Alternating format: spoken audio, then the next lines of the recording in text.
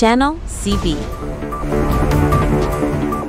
আজ আমরা কথা বলবো দক্ষিণ আমেরিকার বিশ্বকাপ বাছাই পর্বের উত্তেজনাপূর্ণ শেষ মুহূর্তগুলো নিয়ে।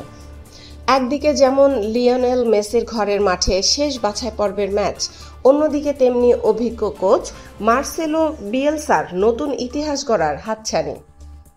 মার্সেলো বিয়েলসার হাত ধরে উরুগুয়ের বিশ্বকাপ যাত্রা।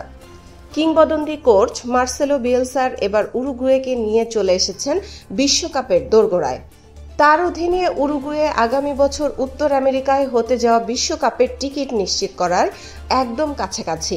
পেরুর বিপক্ষে একটি ড্র পেলেই তারা সরাসরি বিশ্বকাপে চলে যাবে।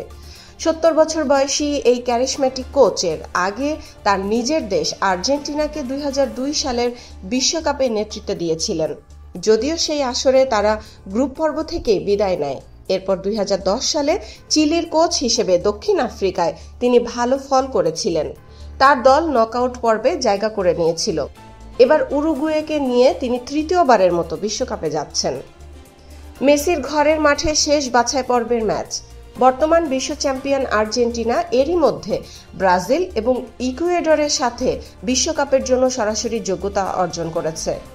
আর আজ ঘরের মাঠে তাদের শেষ বাছাই পর্বের ম্যাচ। এই ম্যাচটি লিওনেল মেসির জন্য খুবই আবেগঘন হতে যাচ্ছে, কারণ 38 বছর বয়সী এই তারকা জানিয়েছেন এটাই আল বিসেলেস্তেদের হয়ে তার শেষ হোম কোয়ালিফায়ার ম্যাচ। তবে তিনি ভবিষ্যতে কোনো প্রীতি ম্যাচ খেলার সম্ভাবনা উড়িয়ে দেননি। যদিও তিনি এখনো নিশ্চিত করেননি যে তিনি 2023 বিশ্বকাপে খেলবেন কিনা, কিন্তু তার মিয়ামি ক্লাবের হয়ে খেলা দেখে মনে হচ্ছে তিনি খেলবেন। দক্ষিণ আমেরিকার এই বাছাই পর্বে 10টি দলের মধ্যে 6টি সরাসরি বিশ্বকাপে যাবে এবং একটি দল প্লে অফ খেলার সুযোগ পাবে। এখন পর্যন্ত শুধু ভেনেজুয়েলা এবং বলিভিয়ার বিশ্বকাপ স্বপ্ন ঝুঁকির মধ্যে আছে। তবে ভেনেজুয়েলাও প্রথমবারের মতো বিশ্বকাপ খেলার সুযোগ পেতে পারে যদি তারা তাদের শেষ ম্যাচে বলিভিয়াকে হারাতে পারে। বিশ্বকাপে খেলার যোগ্যতা অর্জন করতে ব্যর্থ হওয়া একমাত্র দল হলো চিলি, যারা ইতিমধ্যেই প্রতিযোগিতা থেকে বাদ পড়ে গেছে। অন্যদিকে পেরুকে তাদের শেষ দুটি ম্যাচ জিততে হবে। ভেনেজুয়েলা ও বলিভিয়ার ফলাফল খারাপ হতে হবে, যা খুবই অসম্ভাব্য।